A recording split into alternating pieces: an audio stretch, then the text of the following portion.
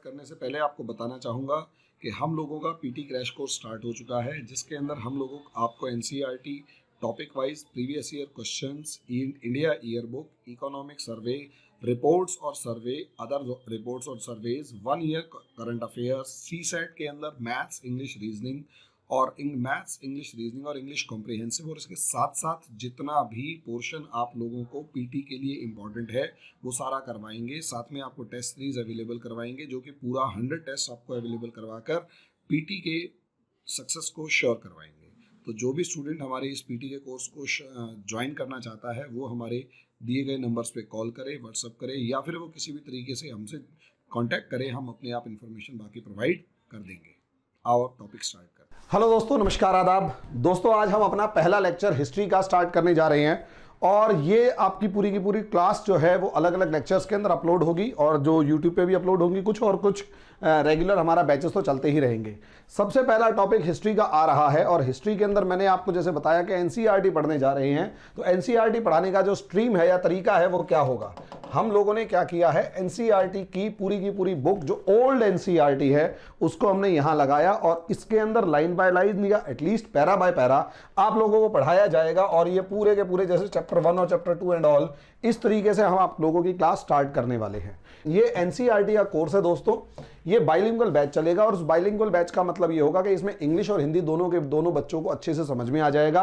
पहले पुरानी NCERT cover की जाएगी और साथ साथ आपको बताने की कोशिश की जाएगी कि नई एनसीईआरटी के अंदर भी क्या क्या चीजें अवेलेबल है। ये टॉपिक कवर करने के बाद आपका यूपीएससी तो कवर होगा ही होगा, इसके अंदर यूपीएससी पीटी, यूपीएससी मेंस और यहां तक कि जो आपका ऑप्शनल है उसका भी मेजर पोर्शन हम यहां पर कवर करने वाले हैं। इसके साथ साथ दोस्तों अगर आप लोग देखते हैं तो यहां पर हमारा अगला जो टॉपिक होगा या इसका जो अगला टारगेट होगा किसी भी लेवल का पीसीएस या फिर नेट जीआरएफ से लेकर कुछ भी, तो हमारे जो भी आप करना चाहते हैं तो इसके अंदर हमारा ये जो कोर्स है इसे आप अवेल कर सकते हैं, इसे परचेज कर सकते हैं और इसके साथ जुड़ सकते हैं। ये लेक्चर्स जो हैं बहुत सारे हम यूट्यूब के ऊपर भी डालेंगे और उसमें आप देख सकते हैं कि हमारा पढ़ाने का तरीका क्या होगा और किस तरीके से होगा। दोस्तों यहां आज सबसे पहला टॉपिक, जो सबसे पहला चैप्टर मैं पढ़ाने जा रहा हूं वो modern history chapter wise cover करवाया जाएगा। और चैप्टर वाइज का मतलब यह है कि यहां पर पेज और लाइंस बच्चों को बहुत सारी किताबें पढ़ने में बोरिंग लगती हैं, बहुत सी समझ में नहीं आती, कुछ लाइनों के मतलब समझ में नहीं आते। तो मेरी कोशिश रहेगी कि कोशिश की जाए कि जो भी थोड़ी सी टिपिकल लाइन है उस लाइन का मतलब भी समझा दिया जाए, ताकि बच्चे का एक क्रिस्टल क्लियर टाइप का कंसेप्ट हो जाए और उस कंसेप्ट को हम आगे बढ़ाएं, ताकि बच्चा जो है वो किसी भी तरीके से यह महसूस ना करे कि सिचुएशन क्या है और किस तरीके से उसे समझ में आ रहा है या नहीं आ रहा। तो दोस्तों असलियत में अगर मैं यहां पर देखूं तो सबसे पहले मैं एक वर्ड को यूज करता हूं मॉडर्न हिस्ट्री। मैं क्या वर्ड यूज करता हूं, हर कोई वर्ड यूज करता है मॉडर्न हिस्ट्री। तो सबसे पहली बात यहां पर यह है कि इस मॉडर्न हिस्ट्री के अंदर मॉडर्न क्या है, यानी आधुनिक इतिहास में आधुनिक क्या है। इस आधुनिक शब्द से हम पहले स्टार्ट करेंगे। तो असलियत में हिस्ट्री में हम जिस तरीके से बात करते हैं कि वो एंशिएंट है, फिर उसके बाद मिडीवियल है, फिर मॉडर्न है, असलियत में ये तभी देखा जाता है कि ये समझिए कि उस टाइप का पॉलिटिकल सिस्टम क्या है। पॉलिटिकल सिस्टम यानी राजनीतिक व्यवस्था उस समय की क्या है, जो जिस आइडियोलॉजी पे वो पॉलिटिकल सिस्टम चल रहा है, जो विचारधारा है वो क्या है, विचारधारा के बाद उसकी सोसाइटी क्या है, उसका एडमिनिस्ट्रेशन क्या है, उसका यानी प्रशासन क्या है, उसका जुडिशियल सिस्टम क्या है, उसके अंदर सोशल सिस्टम क्या है और उसमें रिलीजन का कितना रोल है। वो सब चीजें जब तक आप नहीं देखते कहीं पर भी, प्रशासन का, न्यायपालिका का, सामाजिक व्यवस्था का, धार्मिक व्यवस्था का, जो भी सिस्टम आप देखेंगे उसके अंदर वुमेन की पोजीशन से लेकर, चिल्ड्रंस की पोजीशन से लेकर, जो लोअर क्लास है उसकी पोजीशन से लेकर, इकोनॉमी को हम लिखना भूल गए, इकोनॉमी के अंदर। तो जब हम इन सब चीजों में किसी भी सिस्टम को देखते हैं तो उसी हिसाब से, और जब से वो सिस्टम्स के अंदर चेंजेस दिखाई देने शुरू होते हैं उस हिसाब से हम इसे पूरे अलग अलग फेजेस में डिवाइड करने की कोशिश करते हैं। और इतना समझ लीजिए हिस्ट्री में डेट की सिर्फ इतनी वैल्यू है कि ये एक रेफरेंस पॉइंट है, ये एक सापेक्ष बिंदु है। बिल्कुल ऐसे ही जैसे भाई 2014 एक सापेक्ष बिंदु है, उससे पहले आप कांग्रेस डोमिनेटेड पॉलिटी देखोगे और उसके बाद आप बीजेपी आरएसएस डोमिनेटेड पॉलिटी देखोगे। यानी उससे पहले केंद्र में की राजनीति में कांग्रेस होती थी, उसके बाद केंद्र की राजनीति के अंदर बीजेपी आनी शुरू हो गई और अब केंद्र में बीजेपी है और बीजेपी के अनुसार ही सारी की सारी राजनीति पूरे देश के अंदर घूम रही है।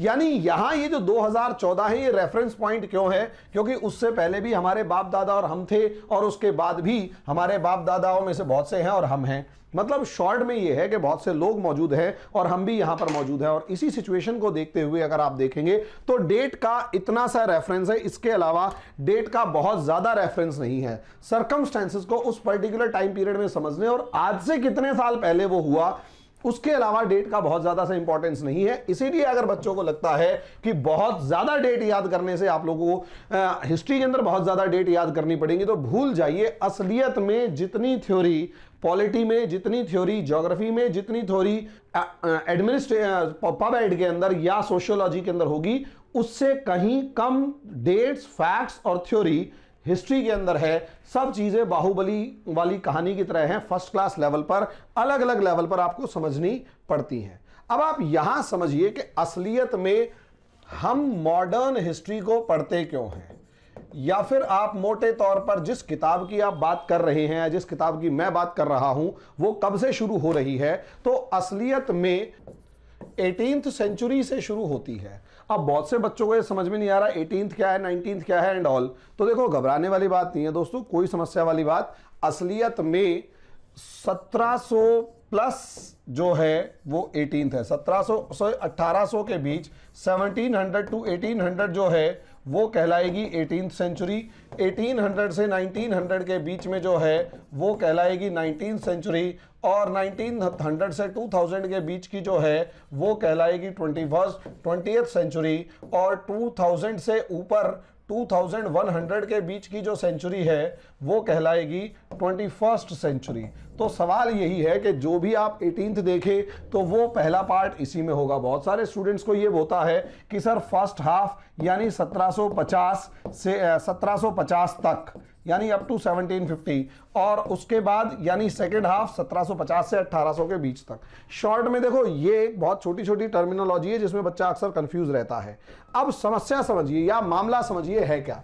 मॉडर्न इंडिया हम जब हिस्ट्री पढ़ने जा रहे हैं और जो इस बुक में हमने पढ़ना है उसमें पूरा सिस्टम क्या है वो समझिए। पूरा सिस्टम ये है कि असलियत में change of India from medieval system to modern system.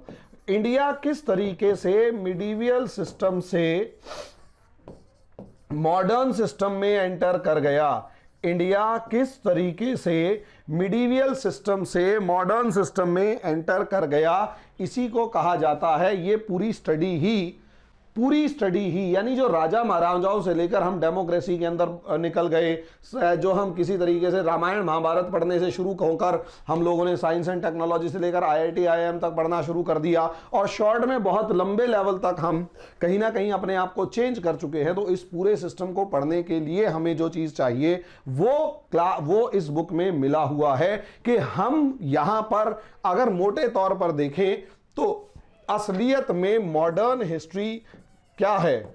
Modern history को अगर मोटे तौर पर देखें तो मिडिवियल टू मिडिवियल हिस्ट्री या फिर medieval system to modern system तक आने की पूरी मध्यकालीन व्यवस्था यानी मिडिवियल सिस्टम से मॉडर्न सिस्टम यानी मॉडर्न व्यवस्था, आधुनिक व्यवस्था तक आने की जो पूरी कहानी है, इसी को इस किताब में दिया गया है।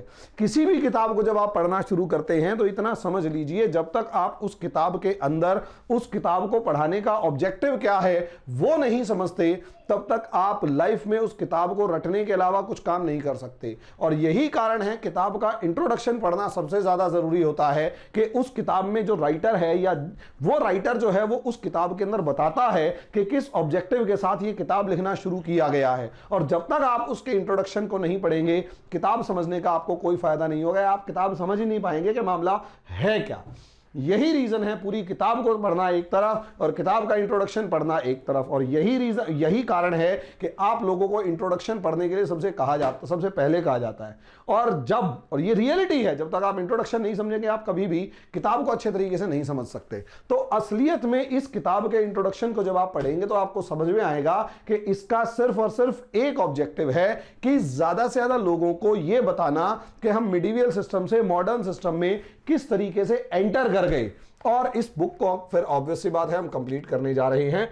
तो यहां असलियत में शुरू करेगा ये, इस बुक में जो कहानी शुरू की गई है वो 1700 से लेकर 1757 तक का फर्स्ट फेज, 1757 से लेकर 1857 तक का सेकंड फेज और 1857 से लेकर 1947 तक का थर्ड फेज यहां पर प्रॉपर तरीके से कवर किया गया है। इस फेज में सबसे पहला जो इंपॉर्टेंट सेक्शन हुआ वो था decay of Mughal empire. Decay of Mughal empire के असलियत में मुगल साम्राज्य का पतन कैसे हुआ, it is called decay of Mughal empire. और मुगल साम्राज्य के पतन के साथ साथ यहां पर राइज ऑफ रीजनल पावर्स आपको देखने को मिलेगा। राइज ऑफ रीजनल पावर्स यानी क्षेत्रीय शक्तियों का उदय देखने को मिलेगा कि किस तरीके से क्षेत्रीय शक्तियां जो हैं उनका पतन हुआ और दूसरी शक्तियां जो हैं मतलब मुगलों का पतन हुआ और क्षेत्रीय शक्तियों के रूप में मराठा, जाट, राजपूत, सिख, बुंदेला, अवध, बंगाल, हैदराबाद, ये सारे स्टेट्स का इमर्जेंस हुआ। 1757 से 1857 के बीच में अगर आप मोटे तौर पर इस बुक के अंदर देखेंगे तो आपको इसमें यहां यह समझाया जाएगा कि असलियत में 1757 से 1857 के बीच में एक simple line, how we became a colony of Britisher, या दूसरे शब्दों में हम सिर्फ ये बताएंगे कि हम गुलाम कैसे हुए, क्या कारण था कि अंग्रेजों ने इतने सारे राजा महाराजा और यहां पर हिंदुस्तान के अंदर बहुत बड़ी संख्या में जिस तरीके से लोग हमारे ऊपर दावा ठोकते हैं या हमारे देश के अंदर दावा ठोकते हैं कि हम जाट इतने बहादुर हैं, राजपूत बहादुर, जाट, गुजर, राजपूत, सिख, हर कोई अपने आप को बहादुर और वीरता की गाथाएं सुना रहा होता है और इस तरीके से गाथाएं सुना रहा होता है कि एक का नाम ले दो, महाराणा प्रताप, तो पूरा राजपूत समाज इकट्ठा हो जाए, गुजरों के अंदर गुजर के नाम पे सारे इकट्ठे हो जाएं, यहां टिकैत के नाम पर सारे के सारे जाट इकट्ठे हो गए।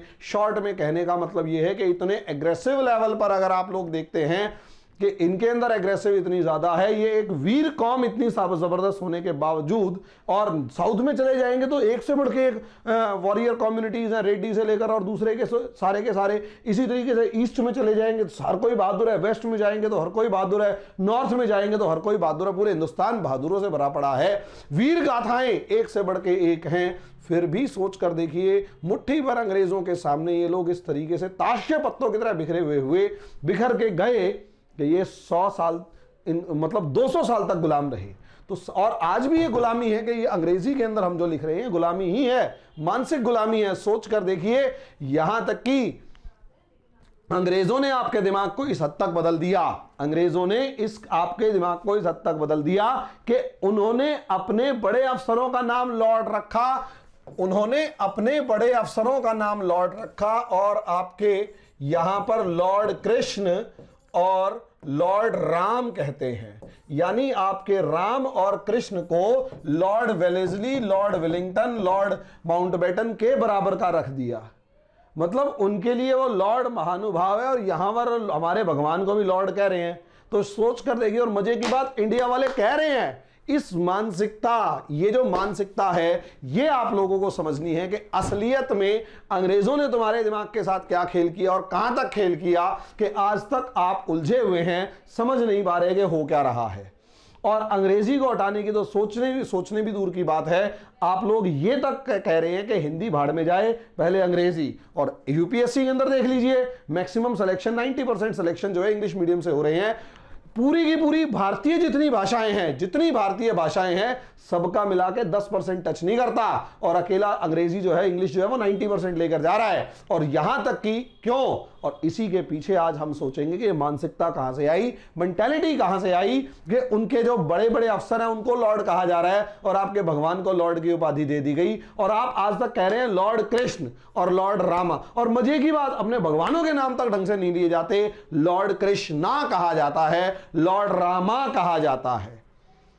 भाई राम तक नहीं बोल पा रहे अंग्रेजी में, और आप अंग्रेजी बोलते ही उसे रामा बोलते हैं, राम नहीं बोलते। ये मानसिकता भाई सोचकर देखिए ना। हम भाई सोचने वाली बात है। हम लोग जॉन को जॉन कहते हैं, जॉनवा नहीं कहते।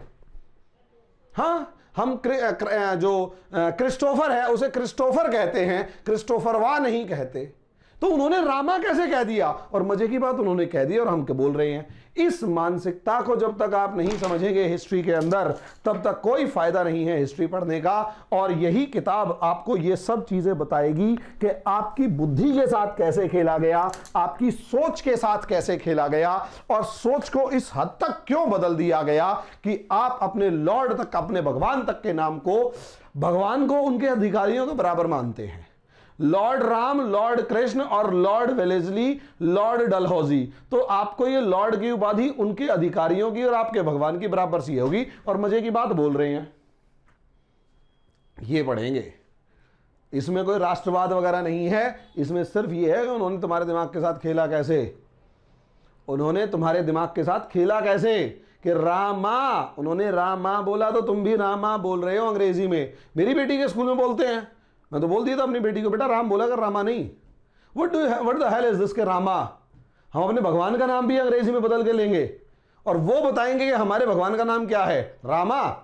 वो इसलिए क्योंकि मानसिकता उन्होंने कैसे बदली उसे समझना जरूरी है। और उसके बाद हम हिंदुस्तान राष्ट्र यानी नेशन कैसे बना, और सवाल यह है नेशन कैसे बना, तो क्या उससे पहले कभी नेशन था या आज भी समस्याएं हैं जिसकी वजह से हम नेशन नहीं बन पा रहे। और हां, मैं सवालिया निशान लगाता हूं इस नेशन के ऊपर। उसके पीछे रीजन क्या है, 1962 के अंदर जितनी बुरी तरीके से हिंदुस्तान चाइना के साथ हारा और आप लोगों ने रिस्पॉन्ड नहीं किया, ये सबसे बड़ी कमी है। आप लोगों के अंदर गुस्सा नहीं था, और ये नेशन ना, पूरे तरीके से नेशन ना बन पाने की सबसे बड़ी कमी थी कि 1962 की लड़ाई में जितनी बुरी तरीके से हिंदुस्तान हारा चीन के सामने, और देश के अंदर कोई गुस्सा नहीं था, उद्वेलना नहीं था, तो वो जो कमजोरी थी राष्ट्र ना होने की, वो भी हम डिस्कस करेंगे।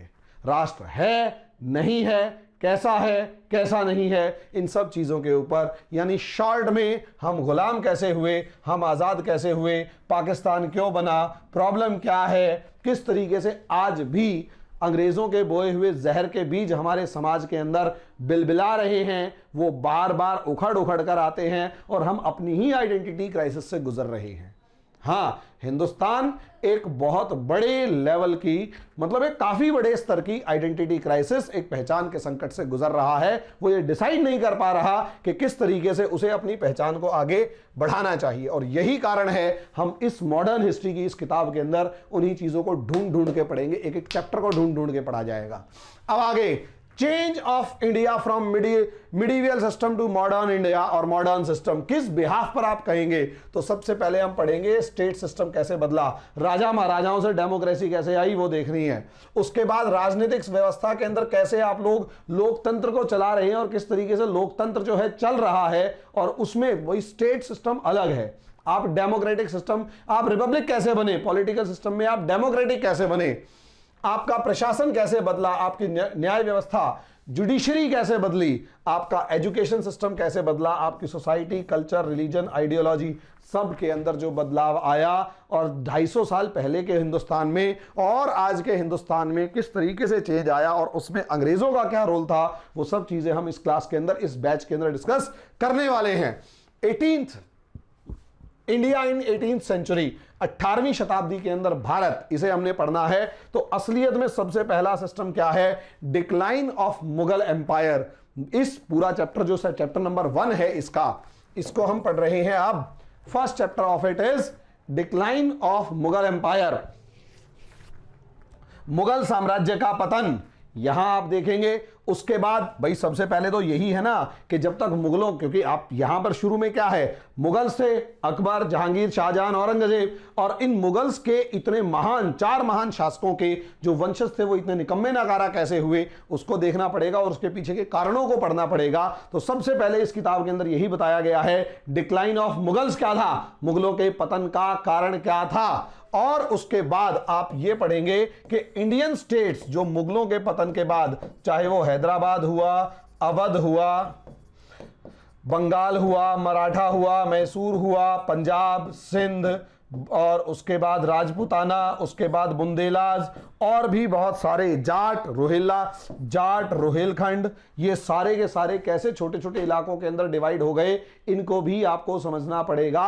और मैं इन सब चीजों को डिस्कस करने की बात करूंगा, मैं इन सब चीजों को आपको समझाने की पूरी कोशिश करूंगा क्लास के अंदर, बैच के अंदर। और यही कारण है दोस्तों, देखो थोड़ा सा मोटिवेट आप भी करेंगे, मैं तो अपनी तरफ से पूरी कोशिश कर ही रहा हूं। आप इसको ज्यादा से ज्यादा शेयर करें और अपने दोस्तों को बताएं, क्योंकि जब जब व्यूज आते हैं ना तो थोड़ा अच्छा लगता है, बहुत ज्यादा अच्छा लगता है। उस टाइम पर social economic conditions of people क्या थी, वो आपको देखना जरूरी है कि उस समय के लोगों की सामाजिक आर्थिक गतिविधियां किस तरीके से थी, परिस्थितियां किस तरीके से थी, वो आपको समझना बहुत ज्यादा जरूरी है। और जब आप उसे समझना शुरू कर देते हैं तो आई कैन गारंटी आप बहुत अच्छे लेवल पर तैयारी शुरू करते हैं, समझे। उसके बाद शिक्षा व्यवस्था कैसी है, आर्थिक व्यवस्था कैसी है, सामाजिक व्यवस्था कैसी है, शिक्षा कैसी है और सांस्कृतिक व्यवस्था कैसी है, कल्चरल लाइफ कैसी है, इस चैप्टर के अंदर एक एक टॉपिक के ऊपर डिस्कस होगा। ये छोटा मोटा टॉपिक नहीं है, लंबे चौड़ी सीरीज है ये लंबी चौड़ी सीरीज है जिसे पढ़ना जरूरी है। ये एक लंबी चौड़ी यानी यहां तक कि बहुत लंबी चौड़ी एक सीरीज है जिसे पढ़ना जरूरी है। और ये पहला चैप्टर पढ़ते पढ़ते ही आप लोगों को हिंदुस्तान के गुलाम होने की कहानी के बारे में समझ में आ जाएगा कि क्या क्या कारण रहे थे कि हिंदुस्तान गुलाम हो गया। इसलिए इस पूरे चैप्टर को 5 पार्ट्स में डिवाइड करके मुगलों के पतन से लेकर कौन कौन से नए राज्य बने और किस तरीके से उनकी सामाजिक, सांस्कृतिक, आर्थिक, सोशल, कल्चरल, इकोनॉमिक और एजुकेशनल बैकग्राउंड था, वो समझना ज्यादा जरूरी है। और यहीं से आप चाहे पीटी के क्वेश्चंस देखें, चाहे मेंस के क्वेश्चन देखें, चाहे इंटरव्यू के क्वेश्चंस देखें, चाहे ऑप्शनल के क्वेश्चंस देखें, चाहे नेट जेआरएफ के देखें, चाहे किसी पीसीएस के देखें, सारे क्वेश्चंस इससे सॉल्व होंगे इस पुरानी एनसीईआरटी से। ये पूरी की पूरी एनसीईआरटी का कोर्स लॉन्च किया जा रहा है, हिस्ट्री, पॉलिटी, ज्योग्राफी से लेकर सारे के सारे टॉपिक से रिलेटेड। दोस्तों, जो भी स्टूडेंट्स इसके अंदर जुड़ना चाहते हैं, और हमारा पढ़ाने का सिस्टम क्या होगा, पेज वाइज किस तरीके से कि ये एक एक पेज आपके साथ आएगा और जो जो इसके अंदर टफ वर्ड्स होंगे, मुश्किल शब्द होंगे, वो सारे समझाने की पूरी कोशिश आप लोगों को की जाएगी। तो दोस्तों, असलियत में इसे समझिए और इस टॉपिक को देखिएगा और इसके अंदर आप हमसे जुड़िए, लाइक करें, सब्सक्राइब करें, शेयर करें। और अगर आप इस कोर्स को जो ज्वाइन करना चाहते हैं एनसीईआरटी के, तो पूरे के पूरे कोर्स के बारे में आप हमारे काउंसलर से फोन करके पूछ सकते हैं। You can download our app from Play Store for free live demo classes.